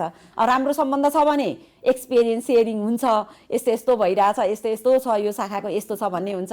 तर जब मनमा चाहिँ यसले मलाई विस्थापित गरेर आयो भन्ने हुन्छ भने चाहिँ अनि त्यहाँ चाहिँ सेयरिङ भएको देखिएन, त्यसमा चाहिँ सेयरिङ भएको पटक्कै देखिएन। किनभने कतिपय अवस्थामा त अब सायद डकुमेन्टहरू कम्प्युटरमा पनि डिलिट गरियो कि जस्तो लाग्छ मलाई। किनभने आउने बित्तिकै सहसचिवज्यूले ल यो कम्प्युटरमा त केही पनि देखिएन, डकुमेन्ट त केही पनि थिएन कि क्या पहिलाको सहसचिवज्यूसँग भनेर पनि क्वेसन गर्नुभएको अवस्था चाहिँ मैले चाहिँ भोगेको छु है। त्यो अवस्था यो त असाध्यै। अब यो अघि नै हामीले देखाएको भिडियोमा स्टार्टअप नीतिको विषयमा कतिवटा सचिवसँग कुरा गऱ्यौँ, तर पनि संस्थागत स्मृति नभएकै कारणले काम गर्न सकिएन भन्नुभयो। चाहिँ कम्प्युटरमा भएको इन्फर्मेसनसम्म पनि डिलिट गरेर गइदिने खालको त्यस्तो जवाफदेहिताको कमी भएको भनेर उहाँहरूले भनिराख्नु भएको छ। अहिले भर्खरै देखिहाल्यौँ कानुनमा भएको विषयमा पनि चाहिँ पालन गर्दा पनि भयो, नगर्दा पनि भयो र नगर्ने प्रवृत्ति बढी देखियो। कसरी सुधार गर्ने होला? किन यस्तो अराजक किन भएको?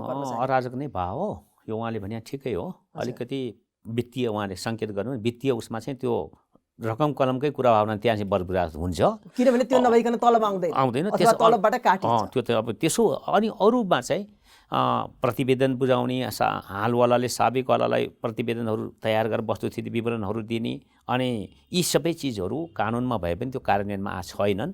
अघि नै उहाँले एकदमै राम्रो कुरा गर्नुभयो। उहाँ त्यो बहिनीले के भन्नुभयो भने यदि सम्बन्ध राम्रो छैन भने डिलिट गरिन्छ। यो भएकै कुरा हो त। मैले साइलो मेन्टालिटी भनेको सेयरै गर्न जाँदैन। त्यो यसलाई कसरी सुधार गर्न सकिएला? यसो मूल्याङ्कनमै राख्ने हो। र मूल्याङ्कनमा अहिले पनि त छ नि, मूल्याङ्कनका आधारहरू पनि अनुशासनहीन काम गरेको नगरेको के गरेका त छ नि त। तर कुरो के हो त भने तर अहिले यो जिम्मेवारी कसको त? यो जिम्मेवारी हाकिमहरूकै हो। कसरी गर्ने? हाकिमहरूकै हो। र म लोकसेवाको अध्यक्ष भावनाले मैले धेरैको कासमूह हेरेँ। लोकसेवामा हुनुहुन्छ? कासमूह हेरेँ। कासमूह हेरेर दुःखको कुरा भने मैले सबैको फुल मार्क छ सबैको। त्यसैले म कहिले सबैको फुल मार्क्स आउँछ। बुझारत गरेको छ कि छैन भन्ने कुराको केही चिज छैन। कोही राम्रो भए पनि नम्बर 40 नम्बर, नराम्रो भए पनि 40 नम्बर, त्यो त भ्यालु जिरो हुन्छ नि। त्यसो भए त भनेपछि त्यो सिस्टम पनि छ, तर सिस्टम पनि गर्नै चाहेनन्। को छुचो हुने?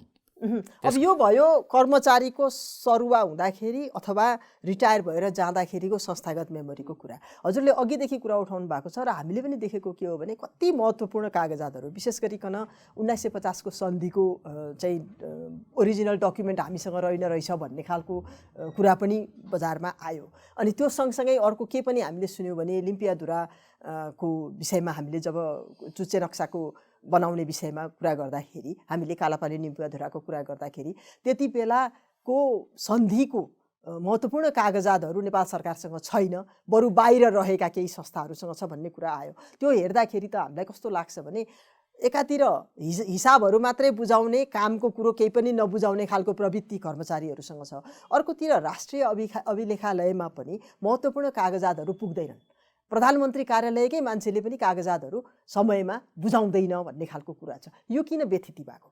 जब प्रणाली भत्किन्छ यी सबै हुने हुन्। अघि नै सङ्केत गर्नुभएको जस्तो 1965 को गोप्य सन्धि होइन। अब हामी पढ्छौँ, अरविन्द रिमालको किताब पढेको थिएँ मैले, यस्तो सन्धि भयो। उहाँ त्यो बेला कम्युनिस्ट पार्टीमा हुनुहुन्थ्यो होइन।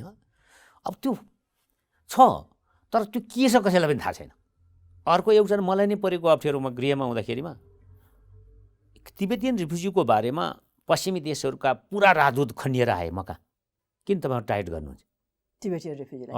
अनि किन भनेको तपाईँहरूको सरकारले जेन्टलम्यान एग्रिमेन्ट गरेको छ, कहीँ खोज्यो भेटिँदैन। कसले गर्यो? कुन मन्त्रीले गर्यो? पछि भेट्नुभयो कि नै? कहाँ भेट्नु? अहिलेसम्म भेटिएन। भनेपछि अब हजुर चाहिँ गृह मन्त्रालयको पनि त्यत्रो विभिन्न, हजुरले काम नगर्नु भएको विभागै छैन होला भन्छु मैले। गृह मन्त्रालयमा सिडिओको रूपमा पनि धेरै काम गर्नुभयो र मन्त्रालयमा बसेर सचिवको रूपमा पनि धेरै काम गर्नुभयो। पछि लोकसेवा आयोग जानुभयो, त्यहाँ पनि धेरै काम गर्नुभयो।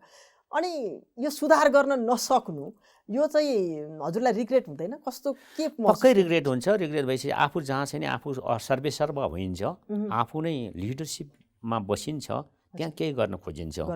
म चाहिँ लोकसेवामा गइसकेपछि म जाने भन्दा 1 महिना अगाडिदेखि मैले सचिवज्यूलाई भनेर एउटा विवरण बनाएँ, जुन चाहिँ कार्य सम्पादनका 6 वर्ष 6 वर्षको एक कुरोको किताब छ। त्यो किताब मैले पत्रकार सम्मेलन म रिटायर हुने अघि दिन गरेर हिँडेँ। एउटा कमसेकम परम्परा बसोस्, अर्को अध्यक्षले हेरोस्, मैले यो लोकसेवा आयोग। तर के भने त्यही चिजहरू त्यो सिस्टम फेरि बसेन त्यसपछि। होइन बस्यो होला, लोकसेवा त बस्छ। लोकसेवामा एउटा मैले खुसीको कुरा गरेँ, उहाँ अगाडि नै हुनुहुन्छ, लोकसेवा मात्रै एउटा प्रणाली भएको ठाउँ हो, त्यस्तै अन्त भइहाल्थ्यो। तर लोकसेवाबाटै उत्पादन गरेका मान्छेबाट खत्तम छ। मलाई त्यही त भन्दैछु नि, एकचोटि मलाई सोध्नुभयो त उहाँ एकजना सांसदज्यूले, त्यो राज्य व्यवसाय संविधान खात्रा खुत्रु परिराख्यो मेरो, होइन? अनि भनेपछि म तपाईँहरूले भने त मान्न सक्दिनँ भन्दाखेरि मजदुर किसान पार्टीको सांसदले सोध्नुभयो, ठिक छ अध्यक्षज्यू, लोकसेवा निष्पक्ष छ भने हामीलाई पनि थाहा छ, तर घुसिया किन पठाएको? के भन्नु जवाफ दिने हो? हामीले पठाएको सब घुस खान्छन् भने हामीले राम्रो पठाएँ पठाएन, गर्ने के? उत्पादन के किन? उत्पादन त्यही हो, भएका मध्येबाट छानेर पठाउने हो। साइकोमेट्रिक टेस्टहरू हामी सबै प्रयोग गर्न सक्दैनौँ, प्रयोग गरे पनि त्यसले पुरै उसको प्रतिनिधित्व गर्दैन। त्यसो भएको हुनाले यी चाहिँ कस्तो रहेछन् त भने 3-4वटा कुराहरू हामीले पहिलो त जस्तो भनौँ गोप्य सन्धिहरू भन्यौँ। यति ठुलो राजनीतिक परिवर्तन भयो, राणा गए, उसले दरबारै छोडेन, छोड्दा के लिएर गयो थाहा छैन। नेपाल इन्फ्रास्ट्रक्चर ब्याङ्क लिमिटेड, समृद्ध नेपालको लागि। नेपालमा सर्वाधिक डाउनलोड गरिएको हाम्रो पात्रो एप तपाईका लागि सधैँ सजिलो, सबै सजिलो, किनकि यसमा सबै छ। यति ठुलो राजनीतिक परिवर्तन भयो, राणा गए, उसले दरबारै छोडेन, छोड्दा के लिएर गयो थाहा छैन। हजुरले महत्त्वपूर्ण ठाउँमा बस्नुभयो, प्रणाली बसाउन खोज्नुभयो, कतिपय ठाउँमा प्रणाली बसाउन सक्नुभयो, कतिपय ठाउँमा सक्नु भएन भनेर भन्नुभयो। यो उत्पादन गर्ने कर्मचारी उत्पादन गर्ने थलोमै बसेर पनि सिस्टम बसाउन खोजेको कुरा गर्नु त स्वीकार्नै पर्छ। अहिले पनि तपाईँ प्रशिक्षकको रूपमा कतिपय कहिले काहीँ जान्छु, प्रशासनिक प्रशिक्षण राख्नु भएको छ। राजन सरलाई मेरो प्रश्न चाहिँ, कर्मचारी बढुवा हुनको लागि एउटा आधार भनेको स्टाफ कलेजमा गएर तालिम लिनुपर्ने हुन्छ, त्यो प्रिरिक्विजिट नै हो। अनि यहाँले भन्नुभयो कर्मचारीको लागि, सरकारी कर्मचारीको लागि तपाईँले चाहिँ त्यहाँ अब मूल्याङ्कन पनि सिट गरेर पठाउँछु भनेर पनि भन्नुभएको छ।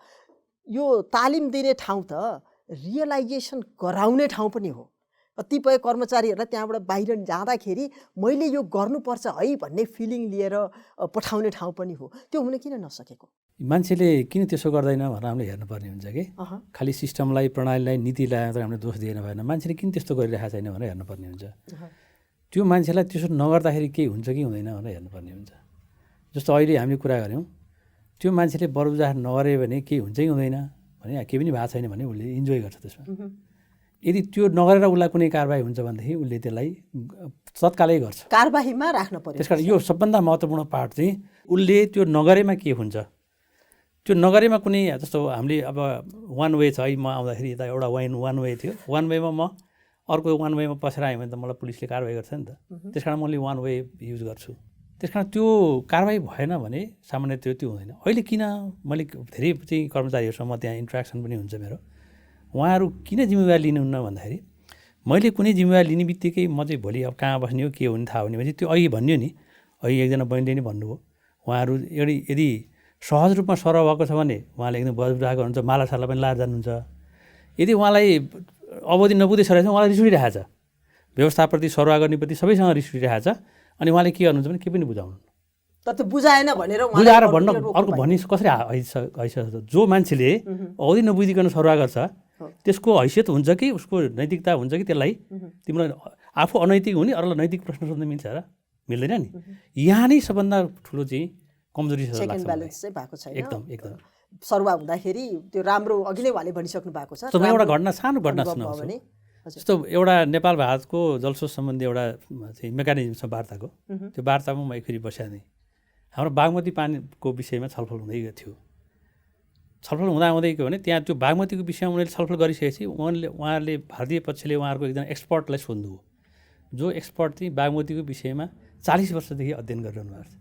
बागदरमा कति पानी छ, अहिले चौबारमा कति छ, त्यसपछि उहाँ गौरमा पुगेपछि कति पानी छ भनेर अध्ययन गर्नुपर्छ। हाम्रो त्यस्तो कोही पनि थिएन। हामीले के भने बागमतीमा कति पानी आउँछ नि थाहा छैन, कति भयो पनि थाहा छैन, सुक्यो कहिले, कहाँ पुगेपछि कति भयो भएन। त्यस कारण त्यो भनेको विज्ञता। त्यही कारण त्यो विज्ञतासँग पनि हामीले तर त्यस्तैमा पनि त हामीले हेरेका छौँ कतिपय विभिन्न देशहरूमा चाहिँ एउटा इस्युमा एउटै मान्छेले लगातार नेगोसिएट गरिरहेको हुन्छ। हाम्रोमा त हामी बारम्बार प्रत्येक नेगोसिएसनमा मान्छे मैले त्यो बेला हजुरलाई अहिले भन्दै सेयरिङ गर्दैछु कि त्यो बेला त्यो जलस्रोत नेगोसिएसन गर्ने सचिव आउनुभएको जम्मा 2 महिना रहेछ, म सचिव आएको 5 महिना भएको थियो, अरू मान्छे पनि 3-4 महिनाभन्दा कोही पनि थिएन, जबकि त्यहाँ 40 वर्षको मान्छे घरिघरि सर्वा हुने एउटा कुरा भयो। एउटा मेमोरीको सबभन्दा किन घरिघरि सर्वा भएपछि मान्छेलाई प्रश्न गर्न सकिन्न कि मान्छेलाई लामो समय बस्यो भने तिमी यति बेला समयमा बसेको थियो त्यहाँ तिमी जिम्मेवार हुनु पर्दैन प्रश्न गर्न सकिन्छ। मान्छेलाई 2 महिना राखेको छ अनि तिमी यो त्यो भनेको चाहिँ सिस्टमको कुरो भयो हैन, घरिघरि सर्वा गर्नु भयो भने। अर्को चाहिँ मैले जानिकन मैले चाहिँ म बसेको पनि छु, मैले जानिकन आफ्नो संस्थागत स्मृति नगरेको कारणले उलाई चाहिँ अघि सरले भन्नुभएको जस्तो कुमारी घरमा लगेर कोर्रा लाउनु काहीँ हुनु पर्यो हैन, काहीँ हुनु पर्यो। र त्यो दुईटा कुरोलाई चाहिँ अघि सरले पनि भन्नुभयो, उसले गर्ने कार्य सम्पादनको मूल्याङ्कनमा उसको नम्बरमा उसले अभिलेख नराखेको भनेर 5 नम्बर घटाउने सबैले फुल मार्क पाउँछ भन्नुभयो तपाईले त। उहाँ अभिलेख के पनि राखेको छैन, फुल मार्क पायो भने चाहिँ मिलेन नि। फुल मार्क दिनेलाई पनि कोर्रा लाउनु पर्ने व्यवस्था पो भयो। काहीँ न काहीँ यो भएन भने। हजुर, अब अघि उहाँले नेगोसिएसनको कुरा उठाउनु भएको छ सर, एकदम महत्त्वपूर्ण। हजुर चाहिँ हामी संवैधानिक राजतन्त्रबाट गणतन्त्रमा जाने बेलामा यहाँ चाहिँ गृह मन्त्रालयमा हुनुहुन्थ्यो, जुन एकदम महत्त्वपूर्ण भूमिका थियो। पछि सुन्नमा के आयो भनेदेखि नारायण हिटी दरबारभित्रका महत्त्वपूर्ण कागजातहरू त्यत्तिकै माथि तेस्रो तल्लामा छरपष्टै छन्, अहिले पनि छरपष्टै छन्। तिनीहरूलाई राम्रोसँग संरक्षण गरेर कम्तीमा तिनीहरूलाई स्क्रिनिङ गरेर अभिलेखालयमा पठाउने कामसम्म पनि भएन भन्ने कुरा आइरहेको छ। के भन्नुहुन्छ, किन त्यति बेलाका दस्तावेजहरू महत्त्वपूर्ण थिएनन्, किन हामीले त्यसरी छोड्यौँ? अब यसो छ, कुनै सुनिएको कुराहरू छ र कुनै वास्तविकता छ। सुनिएको कुरो चाहिँ के हो भने एउटा छालाको थैली छ दरबारमा जसमा महत्त्वपूर्ण सन्धि सम्झौताहरू छन्, तर त्यो पनि अभिलेखालय पुगेन। पुगेको जस्तो लाग्दैन, किनभने यो परराष्ट्रलाई थाहा हुनुपर्छ, किनभने परराष्ट्रको क्षेत्राधिकारभित्र वा कानुन न्यायमा कसले हेर्छ त्यो उसले लिइसक्नुपर्ने हो। हामीलाई त्यो बेला दिएको ड्युटी चाहिँ के थियो भने त्यहाँको सम्पत्तिको अभिलेख राख्ने सिरपेज। हामी खालि सम्पत्ति नगद खालि त्यता मात्रै फोकस गर्छौँ। तर एउटा मैले आफै आँखाले देखेको चाहिँ, किनभने पहिलोचोटि म दरबार प्रवेश गर्दाखेरि सर्वसाधारणमध्ये सायद सबै कोठा हेर्नेमै होला, भनौँ न राजपरिवारमा ठुला उनीहरूकै फ्यामिली र त्यहाँका कर्मचारी विशिष्ट कर्मचारी बाहेक त्यो बेलामा त्यो टावर जस्तो देखिने भन्दा चाहिँ दराजहरू खुला रहेको, दराजहरू भद्रगोल रूपमा चाहिँ त्यो किताबहरू छरिएको चाहिँ देखिया हो। त्यहाँबाट हराएको पनि हुनसक्छ, किताबहरू हो हराएको हुनसक्छ। तर मलाई जहाँसम्म लाग्छ त्यस्तो डकुमेन्टहरू चाहिँ नि एक्स किङले पनि व्यवहारिसी छोडेको हुनु पर्दैन जस्तो लाग्छ मलाई। त्यो सन्धि सम्झौता भन्दा राष्ट्रसँग सम्बन्धित कुराहरू त्यसरी। तर कुनै कुराहरू चाहिँ जस्तो आफूले गरेको गल्ती छ भने त राख्दैन नि प्रमाण। जस्तो मानिलिउँ 1965 को सन्धि, 1965 को सन्धि त सिधै तत्कालीन किङलाई ब्लेम लाग्ने भयो, उनले गरे त्यो भएर हराउँछ, त्यो भएर हराउँछ। त्यसलाई पनि हामीले कानुनी रूपमा चेक गर्ने कुनै व्यवस्था गरेनौँ। राजतन्त्र जाँदाखेरि त्यति महत्त्वपूर्ण कागजातहरू पनि हामीले अभिलेखालयमा अहिलेसम्म पुर्याएका छैनौँ। अब मैले चाहिँ के सुन्छौँ हामीले बाहिर भनेदेखि, यो अघि नै हामीले भन्यौँ चुच्चे नक्सा निकाल्दाखेरिको हामीसँग अनुभवहरू पनि छ हैन। त्यति बेला चाहिँ नीति अनुसन्धान प्रतिष्ठानबाट गरिएको अध्ययनको सिलसिलामा देखिएका कुराहरू पनि छन्। कतिपय महत्त्वपूर्ण कुराहरू चाहिँ बाहिर मदन उदाहरणकै लागि लिउँ न, मदन पुरस्कार पुस्तकालयसँग हुनसक्छ हैन, मदन पुस्तकालयसँग हुनसक्छ, कहाँ एकदमै बाहिर बरु संरक्षित छ, नेपाल सरकारसँग छैन। नेपाल सरकारले आफूसँग नभएका, अब पहिलाका जे गल्ती भए तर नभएका विषयवस्तुहरूमा नभएका कागजातहरू अभिलेखालयमा ल्याउनको लागि कस्तो खालको काम गर्नुपर्छ? तुरुन्तै त्यस्ता जहाँ छन् त्यो चाहिँ त्यो खिच्नु पर्यो, आफ्नो अभिलेखहरू राख्नु पर्यो। अभिलेखमा आफू सुदृढ भएन भने हामी कहीँ ल्याउनु पर्यो, कहीँ नेगोसिएसन गर्न पनि सकिँदैन, गाह्रो हुन्छ। कसैले दिन्न भन्ने हो, अब दिन्न भन्न कहाँ पाइन्छ? त्यो राष्ट्रको सम्पत्ति पनि कहीँ दिन्न भन्न पाइन्छ र भने आफ्नै मेरो जग्गाभित्र सुन्नेछु भने त मैले दिन्न भन्न पाउँदैन भनिसकेपछि त्यो कागज सरकारको दिन्न भन्न पाएन। जसमा छ धेरै कागजहरू हाम्रा इतिहास लेख्नेहरूले लगे, सिल्भा लेवी उदाहरण फ्रेन्च होइन, उसले हाम्रा धेरै राणाकालसम्मका अभिलेखहरू उसको हात लाग्यो लिएर गयो। अब कोही अहिले बेलायतको सङ्ग्रहालयमा भेटिन्छ, कोही ऐन भने जस्तो उसमा, यी सबैलाई हामीले खिच्न सक्नुपर्छ र एउटा अभिलेख खिच्नुपर्ने जरुरी छ। एकदमै जरुरी छ। कानुनी आधार हामीसँग छ त्यसको यो काम गर्नको लागि जरुरी छ। यो अभिलेखालयको कुरा भयो। अब अघिदेखि हामीले छलफल गरिराखेका छौँ संस्थागत स्मृति आफू छोड्ने बेलामा बुझाएर जानुपर्छ भनेर होइन। अब कानुन पनि रहेछ, कानुन नभएको पनि होइन। कानुनमा चाहिँ वास्तवमा यो औपचारिक अनौपचारिक तिमी भेट बसेर छलफल गर भन्ने खालको त कतै देखिएन। कानुनले पनि अलिकति नगद र जिन्सीमै बढी हिसाब किताबमै बढी फोकस गरेको हो कि जस्तो पनि लाग्यो। र त्यसपछि चाहिँ यसलाई हामीले बाध्यात्मक बनाउनको लागि मन्त्री परिषदले नै केही निर्णय गर्नुपर्छ कि मुख्य सचिवबाट केही निर्णय गर्न पर्छ कि अथवा कर्मचारीलाई नै कसरी बाँध्ने होला? हजुरको एकदमै छोटो होइन, म एकदमै छोटो भन्छु। यसमा कुनै क्याबिनेट एक्जिक्युटिभ डिसिजनले हुँदैन, यो मुख्य सचिवले गरेको निर्णय होइन, अर्को मुख्य सचिव आउँछ त्यो वास्ता गर्दैन, त्यो होइन। हामीले निजामती सेवा ऐनमा यस्तो प्रोभिजन राख्नु पर्यो कि त्यो ह्यान्डओभर नगर्नेको प्रमोसन हुने छैन। अनि ह्यान्डओभर गरे कि गरेन हेरिन्छ, त्यो हेर्नै पर्यो। उसको प्रमोसनै हुँदैन भने चाहिँ हेरिन्छ नि। अर्कोले खोज्छ फेरि अर्को राइभलले बुझाएन यसले भने। त्यस कारण यस्ता प्रोभिजनहरू राख्नुपर्छ ऐनबाटै गर्न पर्यो। हो, नत्र राणाको जस्तो थुन्नी भन्दा त अलि नमिल्ला, गोर्खे लौरी नै कहनी भन्ने चाहिँ ऐनमा पनि बाध्यात्मक रूपमा व्यवस्था गर्नु पर्यो र त्यसपछि तोक्दिनु पर्यो। कार्यसम्पादन मूल्याङ्कनमा त्यसलाई रिफ्लेक्ट हुनु पर्यो।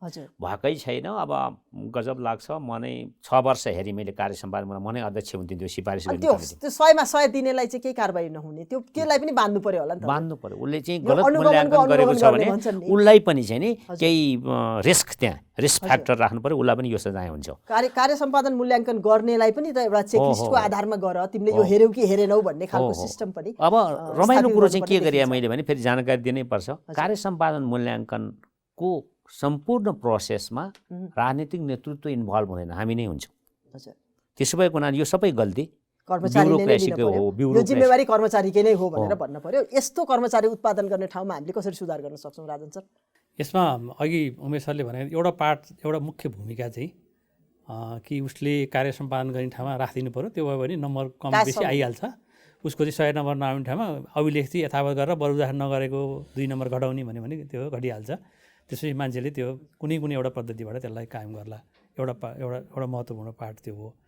दोस्रो अर्को महत्त्वपूर्ण पार्ट भनेको चाहिँ जस्तो अहिले पनि अब हजुर पनि योजना आयोग पनि बस्नुभयो, मन्त्रीज्यू पनि हुनुभयो। अहिले पनि हामी सरकारको काम कारबाहीको मूल्याङ्कन गर्दाखेरि उनीहरूलाई चाहिँ माइल स्टोन तोकेर गरिरहेका छौँ। यो माइल स्टोन यो भन्छौँ। धेरै जस्तो हाम्रो प्रोजेक्ट कार्यान्वयन भयो कि भएन, महिनाभरि प्रोजेक्ट कार्यान्वयन नहुने मन्त्रालयको चाहिँ केही पनि छैन त उसो भए उनीहरूको चाहिँ एकदम 100% हो त होइन नि। त्यो नियमित रूपका प्रशासनिक कामहरू पनि त्यहाँ रिफ्लेक्ट हुनुपर्छ। कासम होइन, यो जुन मन्थली अहिले सचिव मन्त्रीहरूको हरियो निलो आउने व्यवस्था गरेका छ नि होइन, उहाँहरूले गरेको कामको चाहिँ अहिले 100 दिनको धेरै जस्तो मन्त्रीहरूले 100 दिनको प्रगतिहरू भनेर निकालिरहनु भएको छ। त्यो भनेको के हो त, मैले यो गरेँ भन्छु। उहाँले संस्थागत मेमोरीको लागि चाहिँ के गर्नुभयो, कुन सिस्टममा रिफर्म गर्नुभयो, त्यो कुरा पनि उहाँले उल्लेख गर्नु पर्यो। र त्यो सचिव अथवा मन्त्रालयको त्यो प्रगतिको कुरा पनि त्यहाँ राख्नु। हामीले तालिम दिँदाखेरि मतलब अझै पनि त्यहीँ जान्छु कि मान्छे बनाउने कुरा हो कि महत्त्वपूर्ण चाहिँ हामीले सचिव चाहिँ उत्पादन गर्दैछौँ भनेदेखि सचिवलाई ल तिमीभन्दा तलको कर्मचारीहरूको कार्य सम्पादन मूल्याङ्कनको एउटा आधार चाहिँ संस्थागत स्मृति राख भनेर भन्न सक्ने कि नसक्ने? भन्नलाई भन्दा पनि त्यहाँ लेख्न कानुनमा लेख्नु पर्यो। अनुसूची हुन्छ, फारममा लेख्नु हो। अब हामी एकदमै अन्तिम चरणमा पुगिसकेका छौँ। म उमेश सरलाई एउटा यहाँको सुझाव लिन चाहन्छु। हामीसँग सरकार पनि छ, हामीसँग संसद पनि छ, लोकसेवा जस्तो महत्त्वपूर्ण संस्था पनि छ, यति धेरै लामो हिस्ट्री भएको कर्मचारी तन्त्र पनि छ। हामीलाई ठ्याक्कै संसदले यो गर्नुपर्छ, अघिले भन्नुभयो हजुरले ऐनमा सुधार गरौँ भनेर होइन, संसदले यो गर्नुपर्छ, लोकसेवाले यो गर्नुपर्छ, सरकारले यो गर्नुपर्छ भन्नु पर्यो भने के भन्नुहुन्छ? पहिलो त संसदले ऐनमा चाहिँ दण्डात्मक व्यवस्थाहरू राख्नु पर्यो। दण्डात्मक व्यवस्था होइन मैले भने यो हामीले यस्तो लुप होल दियौँ, ऐनले दिए त भने जहिले पनि सर गर्न पाइन्छ। त्यस्ता कुराहरू निश्चित रूपमा कि कारबाही गर्नु पर्यो कि चाहिँ उसलाई समयभित्र राख्नु पर्यो। कार्य सम्पादन सम्झौता चाहिँ सचिवसँग गर्ने अनि 3 महिना सर गर्ने, 1 वर्ष नभए कसरी चाहिँ कार्य सम्पादनको हेर्ने, यी कुराहरू सांसदहरूको भूमिका हुन्छ। र सांसदहरू त्यो स्पष्ट नै ऐन कडा बनाउनुपर्छ, इम्प्युनिटी हुनु हुँदैन र काम गर्नेको मूल्याङ्कन हुने खालका नीति भन्नु पर्यो। त्यो विधायकहरूको काम हो। नेपाल सरकारले के सोधिदिनु पर्यो भने भन्ने बेला चाहिँ थाई सरकार भन्ने अनि कर्मचारी स्वरूपमा मात्रै गरेर बस्ने, काम चाहिँ अस्थायी भिडा च्याङ्ग्रा छाने जसरी सचिव छान्ने अनि एउटा चिज भने माने भने फालिदिइहाल्ने यस्तो गर्न पाइँदैन। थाई सरकार भनेको ब्युरोक्रेसी हो। पोलिटिकल लिडरहरू भनेको म बेला बेला भन्ने गर्छु उहाँहरू राज गर्ने हो, राज गर्ने शासन गर्ने कर्मचारीले हो। राज गर्ने भनेको मान माला मर्यादा पाउने चाहिँ नेताले हो, नीति बनाउने। त्यो नीतिलाई कार्यान्वयन गर्दाखेरि बिल्कुल हस्तक्षेप नहुने र कानुन इम्प्लिमेन्ट गर्ने काम चाहिँ कर्मचारी तन्त्रको हो। त्यसैले कर्मचारी तन्त्र स्थायित्व हुनु पर्यो। त्यो स्थायित्व हुने गरी सर गर्नु भएन। अस्थायी के अरे अस्थिरता हुने गरी एकजना मन्त्रीज्यूले भन्नुहुन्थ्यो सामान्य प्रशासन मन्त्रालयमा, तपाईँहरू थाई सरकार भने थाई त म पो रहेछु, म 3 पटक आइसकेँ, कोही पनि छैन पहिलेको भन्नुहुन्थ्यो। कर्मचारी चाहिँ झन् चाहिँ अस्थायी जस्तो भयो भन्नुहुन्थ्यो। त्यो ठिक हो। त्यसैले के हुन्छ भने उहाँहरूले एउटा साह्रै सिरियस हुनुपर्ने, कर्मचारी तन्त्र राम्रो नभई उहाँहरू सफल हुनुहुन्न। एउटा चाहिँ नि सरकारले बुझ्ने। तर कर्मचारीले नै टेर्दैनन् भन्छन् नि फेरि हामी थाई हो तिमी अस्थायी हो भन्छन् के मन्त्री। त्यो त थाई हुन दिया भए पो थाई। त्यो चाहिँ भन्ने कुराहरू हो र उहाँहरूले चाहिँ बार स्वर गरिरहनु भएको छ र उहाँले अहिले मैले भने जस्तो शब्द मैले नराम्रो हुन्छ आफूले छानी लोकसेवाबाट चाहिँ हामी के गर्न सक्छौँ? लोकसेवाले त परामर्श मात्रै दिने हो, गर्ने चाहिँ नि नियमावली बनाउने सरकारले हो, ऐन बनाउने संसदले हो। त्यसो भएको हुनाले लोकसेवाको भूमिका भनेको चाहिँ मेरिटोक्रेसी, जसलाई चाहिँ हामीले योग्यताको आधारमा, त्यो योग्यताको आधार चाहिँ नि त्यो निबन्ध लेख्ने होइन, हामी चाहिँ नन कोग्निटिभ भन्छौँ। त्यस बाहेकका क्षमता पनि परीक्षण गर्नु पर्यो। भनेपछि लोकसेवाले मान्छे छान्दाखेरि चाहिँ कार्य सम्पादन मूल्याङ्कन गरेको नगरेको आधारमा एउटा यो त्यो पनि हेर्न सकिन्छ। त्यो पनि एउटा चाहिँ कार्यरत व्यक्तिहरूको हामी जुन प्रमोसनका इक्जामहरू लिन्छौँ त्यसमा उनले कार्य सम्पादन पनि हेर्न सकिन्छ। राजन सर, आजसम्म त थुप्रै मान्छेहरू तालिम दिइसक्नुभयो यहाँले। अब तालिम दिँदाखेरि चाहिँ यो संस्थागत स्मृतिलाई बलियो बनाउनको लागि हामीले के सुरुवात गर्न सक्छौँ? सबभन्दा पहिला त सबै व्यक्तिले आफ्नो ठाउँबाट त्यो काम गर्नु पर्यो भन्ने हो। जस्तो हजुरलाई हामीले योभन्दा अगाडि पनि एक दुईपल्ट बोलेको थियौँ, संहिताको विषयमा संहिता लागू भयो। संहिताको डकुमेन्ट अहिले कहाँ छन् त? संहिताको विषयमा भएका छलफल, संसदीय छलफलका कहाँ छन्?